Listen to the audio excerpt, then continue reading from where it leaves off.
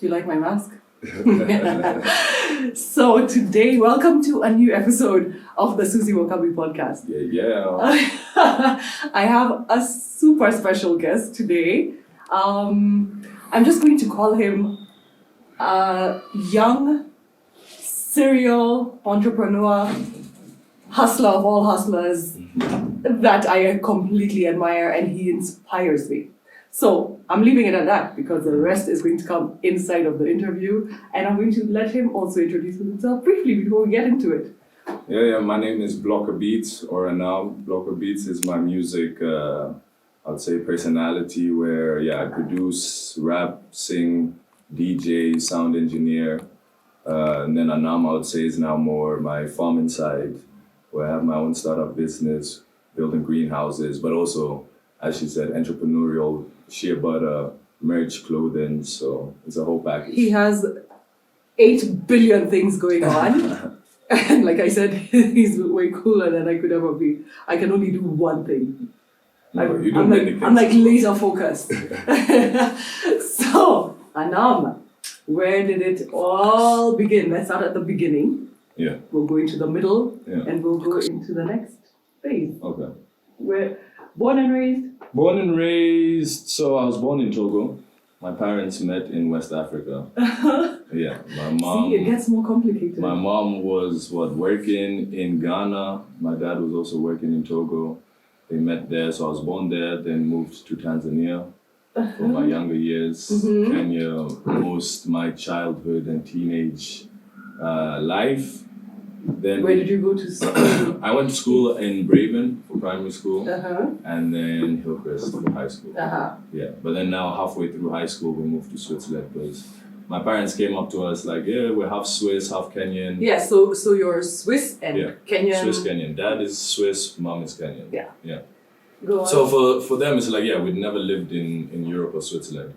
So towards the end of high school, they made a decision of like, let's go try and live there for at least 5 years, see how it is. For sure. And you have also relatives for us, there? We have relatives, family, and it was a good experience for me and my siblings because it was also a new way of life, a new experience, opening our perspective. So I went to Switzerland for end of high school, then finished high school, AP level, and then moved to Holland for my bachelor.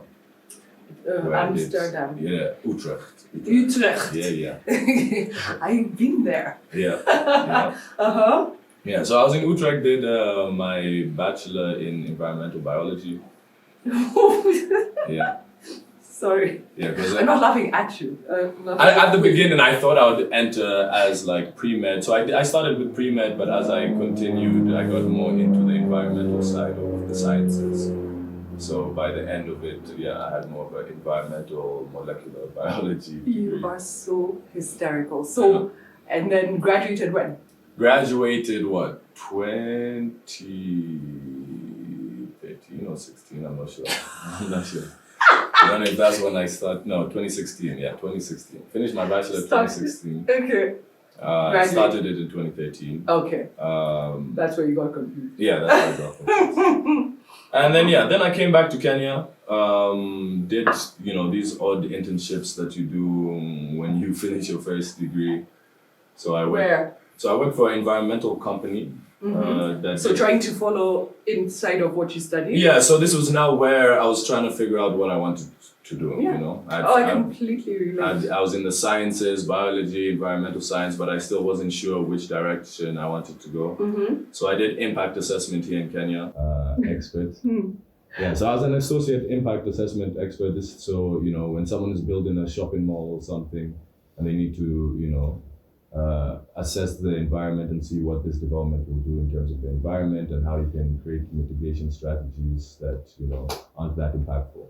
Wow. So that's what I did for the first 6 months to a year, and after that I then joined the UN for an internship, a double degree with UNEP, UN Environment, which was cool. It was a cool experience, and I was. How interested were you in this subject? Good enough? I think I was interested. I think growing up, you always look at the UN and development and, what type of impact you can bring, on such a large scale organization that has, impacts all around the world. So I went in for a double internship with marine litter and as well with environmental education and training unit. So I was there doing lots of interesting subjects and topics and projects, working with university students on green impact within our city and how we can bring back environmental aspects that we had already back in the day. When you look at African society, we're subsistence farmers, organic farmers, so it's always been quite earthy and green, but through just capitalism and and urbanization, everything we've kind of forgotten or just not put that much effort or focus on these aspects. 80% of trade in this country is informal, and a lot of it is inside of the farming situation. The mama moga who's just selling in her kiosk and whatever, which can be so much more than that. And these are livelihoods that need to be supported and also protected. So entering the UN, I was really happy and really seeing how I could bring that now to a larger scale. Although I only did 4 months and quit. Well, so I studied international relations, which when I graduated, I knew for sure I'll never do anything with it. So I'm super proud of you that you even went to another level with the thing. And I didn't know any of this because I picture you as a complete serial creative wild animal. But that's new for me. Being a creative is only maybe in the last 1-2 years of me taking myself seriously as a creative. So I think if I look back, I was for sure had creative aspects in there, throughout my childhood, because still growing up, I was in plays. And probably some influence from your parents. And also from my parents, they loved music, vinyls, listening to Motown or Fela Kuti, Bob Marley, all these guys. It was always playing. So it was always something there. But I think also just coming from a lower family, it's more of like, you doctor, lawyer, big time. Everyone in my family has PhDs, masters. Oh my God. So I think there was also that side of me of like, let's do schooling, let's get this bachelor, get this master's. So and also I don't think you were doing that in order to discard it. No. You thought you would just continue. I mean, you'll just be in it, right? Yeah. Okay, so then after UN? After UN, so your mom, I quit your the mom UN. worked at the UN for No. She not? They worked for other smaller NGOs and organizations within the humanitarian development world. Okay. But after the UN, I quit because for me, I don't know. I was enjoying the work I was doing, but at the same time, as an intern, you're not paid in the UN, which for me was crazy because I'm also quite rebellious against the system. So, I also hit up the executive director, like, why are we not getting paid? I understand, and I came up. So not even like a per diem or like. There's nothing. There's nothing. And for me, I went up to them and said, I come from a privileged background where I was able to stay at my parents' house, be fed. But now I was with other Kenyan, interns that came from a, less or more disadvantaged background. And how are they living? How are they surviving, and the UN is meant to be this progressive and, the institution that's meant to be, empowering and have all these SDGs, but at the same time, Kenyan interns weren't paid. So there was kind of a conflict of interest for me. And as well, at the same time, knowing my skills and my background, I was doing a lot. And I was doing a lot without getting any sort of, compensation or income in. And at the same, not cool. It's not cool. And at the same time, I also now started building different projects within the farming aspect of aquaponics, greenhouses. Tell me about that. So this is how I started my company. So as I was doing the UN internship. What's that company called? Shime Eco Gardens. And it's all about just organic agriculture and becoming self-sufficient, whether it's urban, context or even from a rural context. And so at the same time with the UN, I was building these small greenhouses on the side and making some income. So where? Runda, Karen, Eldoret, just random places, just a young guy hustling, trying to make some money. So in my eyes, looking at both, I was like, I went up to the bosses at the UN and I told them, look, I'm enjoying myself here. I'd love to continue, but the only way I would continue is if you give me some sort of consultancy contract position. which compensates. Yeah, which compensates, but of course, the UN very bureaucratic, and you need to finish your 6 months, and then from there we put you within the system, and we'll talk and for to me it's like other people. Exactly, and for me, which I understand and get, being very accountable and transparent, but then also at the same time, it's like you have to run it kind of as a company. If someone is bringing you the end goal, and all his targets are met, that's someone you want to put in that position. So at the same time, I was now putting myself in that position within this company that hadn't really started. I see. Because I was now making money, and in my head I was like, yeah, you know what? Let's just do my own thing. So is that be my own boss? Your first jump into entrepreneurship. Exactly. Yeah. Okay, so and that's still on. That's still on. Yeah. Okay. That's still there. Okay, what was the next? Yeah. So I started my company, and for a year, 2 years, I was building all types of farming systems around Kenya. So whether greenhouses, fish farms, aquaponic systems. Tell me what's So aquaponic systems is that you have the fish farm and you have the greenhouse, and they're connected. So you have this symbiotic relationship. Water from the fish pond is pumped to the greenhouse, and because of the fish shit, that's the natural. I don't know if I can say that. Too late. that's the natural fertilizer. So the plant gets fed. Yeah. The and fish then now get fed. the plants clear up the water, and relatively clean water is now pumped back to the fish pond. So you have this dope symbiotic relationship that you don't need to rely on chemicals or any extra inputs, and just have this balanced ecosystem. That's kind of super brilliant.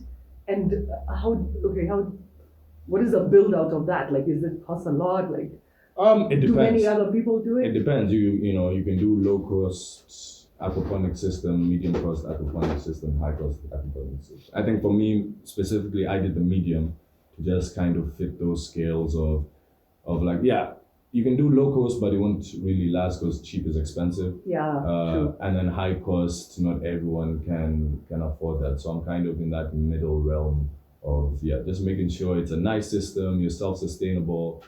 Even if it's for a house, we have all these houses in Karen, Nyari, and they have these big gardens, nice looking trees and flowers. But that could be a small greenhouse there where you're growing your lettuce, your mints, these small foods that instead of buying from the supermarket, you can now just rely on yourself. And I think it's just good for the family as well. Kids seeing the whole process from soil to plate, being from to fork. Exactly. Yeah.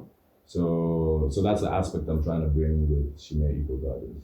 That's kind of very crazy. I didn't realize it was that in depth. Yeah. So, can you say how many you have now? Are they accessible to the public? Or so I build it for people. So you have your own household, or you have your own farm in Kisumu, in wherever. So you consult in that? Yeah, I'm basically a consultant. I say a Shamba architect. I come, I design your farm, and I help you build the farm. And if you need any other support after that, you're there. I'm always there. Fantastic. And it's this close customer-client relationship where you can call me and I'll pick up and let you know what to do. What to do, or and when I can come, and exactly. Okay. Yeah, so I did that, and then I reached a point where I was making decent money, for 21-year-old in Kenya. What are you now, 26? I'm now 26. 26, yeah? Uh-huh. So I was 21 to 23, I was making a lot of cash, where at that time, it's like, yeah, cool, I can continue with this, but will I go back to school? Because I still had that thing behind me of like, for me as well, but also for my family, it's like, yeah, should I go get a higher degree, try and secure myself for a bigger career path, but also to gain more information on the company I'd started, because I'd gone within the environmental biology aspect, but I wasn't that, acquired in skills of farming, of, what are these interactions of plants and trees and soil and all this. So I decided now for my master's to go do organic agriculture, specializing in agroecology. So then you went and did that? Yeah, so I went back to Holland, to Wageningen, to do my master's there. Okay. Yeah. So you completed that? I completed that. And then I came back, and then COVID hit. So now it's like, I finished my master's, I've come back to Kenya. COVID, we're stuck at home, there's no jobs, Yeah. there's nothing, which, it's also your perspective and your mentality of how to look at that. I could have sat there and said, damn, what do I do? Yeah. But I think now this is the time where the music came out. Because now I was at home, not doing that much, instead of just watching TV, playing PlayStation or whatever.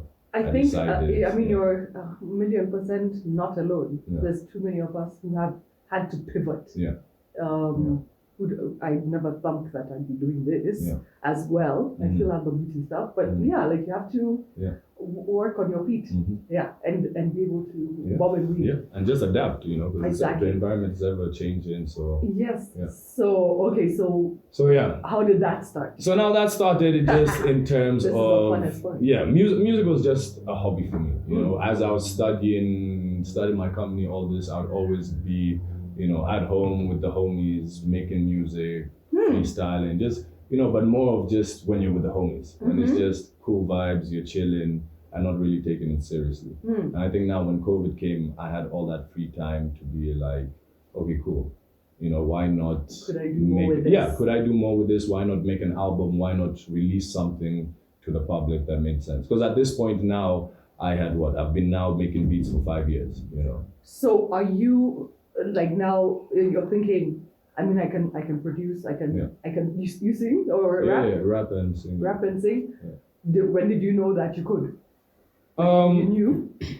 I don't know. I think the biggest realization for me last year, it was for sure COVID. And then I don't know if you know a rapper called Pop Smoke. No. Yeah, but Pop Smoke was a huge rapper in the last 2 years, and Where out of? the States. Uh-huh. But sadly, he passed away last year. Oh. And he passed away at the age of 21. Oh God. And for me, that was kind of a shock in the sense of what this guy is 21 years old and has already done this, and now has died in terms of like, yeah, time waits for no one. You can do all this, accomplish all this, and it's done. So that kind of also gave me the boost of like, I'm 25 years old. Whether this I can. Exactly, I can. Whether this flops or I sell 1 million records or whatever it is, like I can do it now, and why not do it? So it was kind of like a push for myself to push myself out of that boundary of like, yeah, okay, cool, I'm a scientist, I'm a farmer, but yeah, let's try and make some music. That is such a cool introduction to the story. So, so we recently had an event in Naivasha that this young man was DJing and entertaining us, and anything you ask of Anam, he is capable of, which I love so much about you. So tell me when you started off with that, we started producing. Yeah. Where did it immediately go from there? From there, well, you're finding artists? Well, I was always producing. Let me say that. I was always producing, and also between my bachelor and my master's, when I decided now to go for my master's, I went to New York for 2-3 months to do a mixing and mastering course. Because I'd been making music, but off YouTube, off Google, all self-taught. So I kind of told myself, okay, cool, before my master's, let me just do something fun, something new, which will add to your bucket. Exactly, I'd never done any type of schooling in music, so I said, cool, let me try go do this 2 months in New York. At the same time, half the day I'm there in school, half the day I'm enjoying New York in summer. So wow. And at that time I was also chilling at my cousin's place at New York, so it was also a cool experience, whereas this is me as an adult, 23. Who's your cousin? Yeah, my cousin. So that's Lupita. Yeah, so I was at her crib, and of course, that's a whole other life, and what she's achieved is also an inspiration. I think me being there at that time, it was when I look back at it. I'll just touch on that. Yeah. Did she encouraged you? Did she inspire you? Did she change anything about your path? I think she's just always been supportive and encouraging. I think even for this last release, she was in Kenya last year at the same time when I was doing this.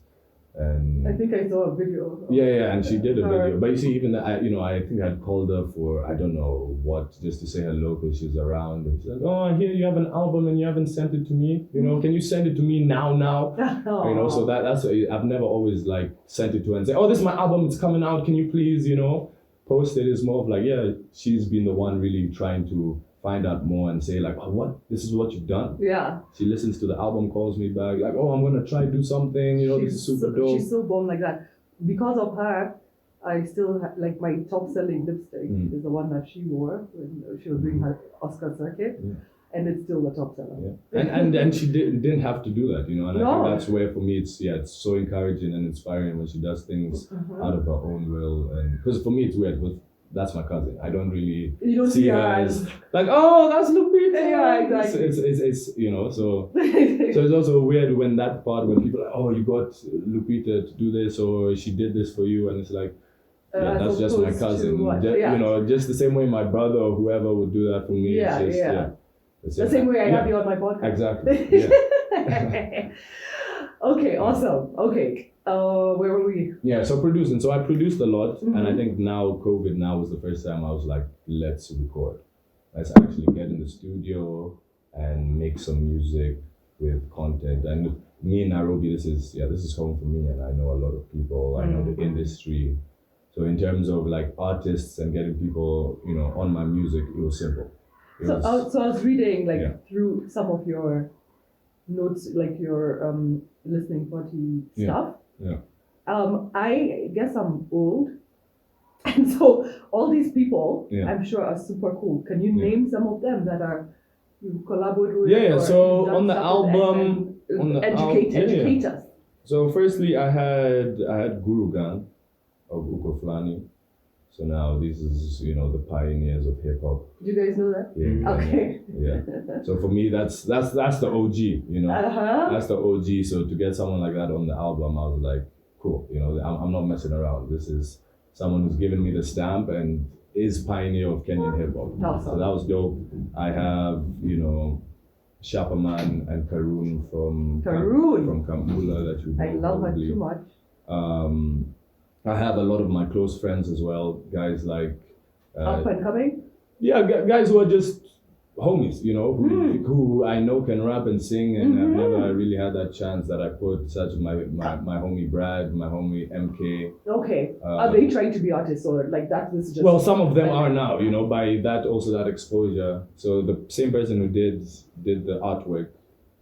Jesse, he's also on a few songs on the album. Yeah, I kind of super extra love this. Yeah, so and now he's also really into music right now and recording a lot. So it's very dope to see that. But I had other guys like Trouble Lee, who's a very dope MC, underground, raps in both Swa and English, and the metal force now on both sides is ridiculous. Jiggy's a dope. I don't even know how to explain it, but it's like Kenyan dance hall vibe, just vibey things. Just leave it like that. Instrumentalists such as Samso, who plays the trumpet and was in the Kenyan orchestral band, and lots of other songs within the industry. I interviewed Nameless and Wahoo last. Do you know that? Are you in touch with like old school vibes? No, for sure. Because he calls his music Afro pop. Afro pop, yeah. So is that kind of also your vibe? I think for me, I can make any vibe. Oh. Like for sure, guys like Nameless, these are people I grew up with, I'm from Kenya. Yeah. So back in the day, I was listening to Ogopa DJs, Code Red. This is where I heard my music. Guys like Issa, Amai is what the first rap I was listening to. At the same time, of course, with American guys. Of course. I still have a huge influence from my Kenyan music, and that's why also my album, I'm getting all my Kenyan creatives on it because I feel we're super talented and make great music. Yeah. And then based on the fact that you are both European and Kenyan, is there a combination that you try to? Is there any European stuff to it? I don't know. For sure, there's a combination, but I think.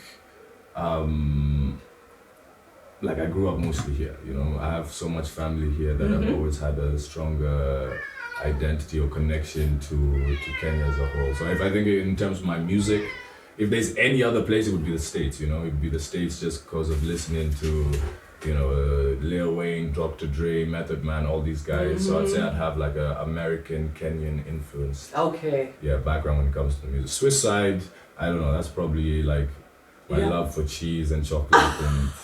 Oh gosh, yes, both. Yeah. Oh.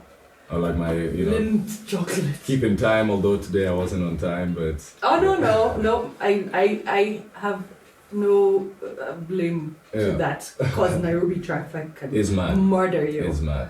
You can't do more than one thing at a time. Yeah. So okay, cool. Now, you call this Nairobi Yetu. Yeah. Explain that. Nairobi Yetu, in terms of, this is our Nairobi. This album, I wanted to really just showcase what's the Kenyan sound. Like, yes, I've produced it and I rap and sing on a few tracks, but I really wanted to showcase all my other creatives here and kind of like, this is our album. And at the same time, it was also a flip. Nairobi Yetu is also NY.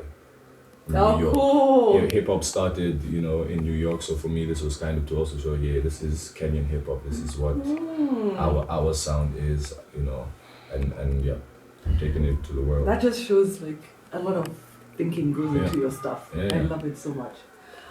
So is this your main focus? Right now or no? It's one of my focuses. I Okay. think I go through stages or periods and planning. Yeah, because Blocka.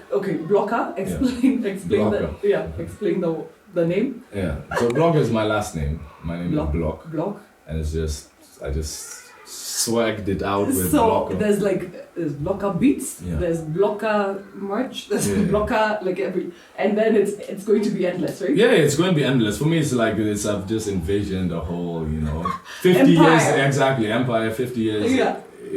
From now. So for me, it's like there's blockchain's the label. Okay. So because and it's but you say BLOCK. No, Bloch. for blockchains, it's CH. Okay. Because I kind of want to do a flip on, crypto blockchains. Every artist within my label is like a certain, is me being a nerd. Okay.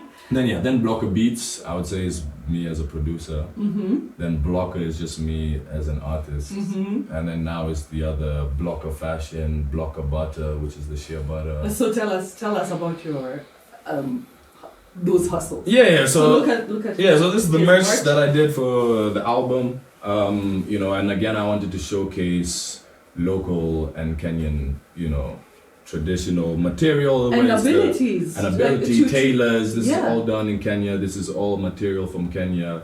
Album as well, all produced by Kenyans, all artists Kenyan. So that was the whole vibe of this thing, and that's what I wanted to showcase. Okay. This is the fashion. We have masks. But then you also have now, like, remember the bags and the bags. But those are from. So now the many bags. places. But now the bags wasn't part of this merch. This movement. Yeah, the bags is now just me trying to now also figure myself as, a designer, fashion designer, what I can make. And also for the next albums, I have quite a few albums coming out. Now, with all that said, where is everyone finding you? Finding me. What are your credentials? Like on social media? Yeah, well, social media, Instagram, blockchains, Blocka, Facebook, Blocker Beats. I think that's it for social media. And it's BLOCKA. Yeah, so BLOCKA Beats. I'm on Spotify, Apple Music, YouTube, everything. In terms of the listening platforms, I'm there. Social media is just Instagram and Facebook. Just hit me up. I have my websites as well, shimeicogardens.com. Spell Shime? Shime is SHIMEI. Okay. Eco Gardens. Yeah. Perfect. Okay, anything you feel like we haven't covered? I'm not sure. Well, just new music. You are so many things in one. I'm like, a bit like mind blown. And it's fascinating. No, but At thank you such for a young thank you age. for being, letting me be here and also having this platform. Of course. I know you're big time. Makeup. From your lips to God's ears. Celebrity in these streets. Keep saying. You listen and make it But yeah, for me on my side, there's more music.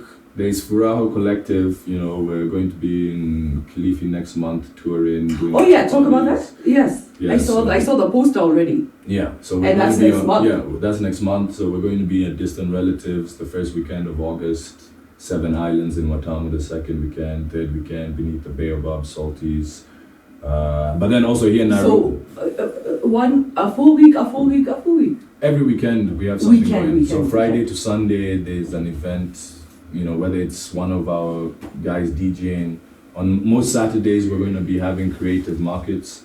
So we'll be bringing guys down from Nairobi, fashion, film, music. Oh, cool. Also linking guys in Kilifi and just having this dope, vibe during the day and then turning into party vibes. Fantastic. So the Rona. The Rona. Inside of that. Yeah, the Rona's real. The Rona's real. So then how are you planning these events? Yeah, no, we're still respecting, boundaries and masks and, distancing. distances and all this, and most of our people as well are vaccinated within the collective, if I can say. Nice. I'm not. I'm kind of a anti-vaxxer. No, I'm joking. I'm just I just haven't had the chance to get vaccinated yet. Okay. But we'll see. But yeah, COVID is something we have to live with now, and and especially for for me it's fine because I have all these multiple. I can go to farming, I can be a consultant for a company for a while, but for most of my friends who are creatives, this is their only business and industry that they have. So being in lockdown, not being able to perform, not being able to tour and move around. That has been such a huge problem. Yeah, they're really suffering, and I think that's why we've also taken it on ourselves to create this collective and come together as creatives and just make these different and adapted versions of how we can put out our art and also get people enjoying themselves. Yeah. God bless you for that because everyone needs it. Mm-hmm. So awesome! I'm super proud of you, and I'm watching. I'm watching closely. Mm-hmm. And we'll keep talking. For sure. We'll do this again. Yep. When for sure something new is coming up very soon. Yeah, and if you need anyone as well, we can bring lots of artists and different creatives that you can talk to and also and promote them. I'm happy to. Yeah. Happy to. So there you guys have it. I hope you enjoyed that. This is like mind-boggling. Like, why is he 26 and why has he done so much? So I feel like a bit of a loser, but anyway, we've come to the end of another episode of the Suzie Wokabi podcast. You heard all his credentials. Please follow him, like, play the comment. music. Let's play Kenyan music. Play the music. And for both of us, like, comment, subscribe, share. Let's do it. Let's do the thing. Thank you for watching. Say bye. Peace.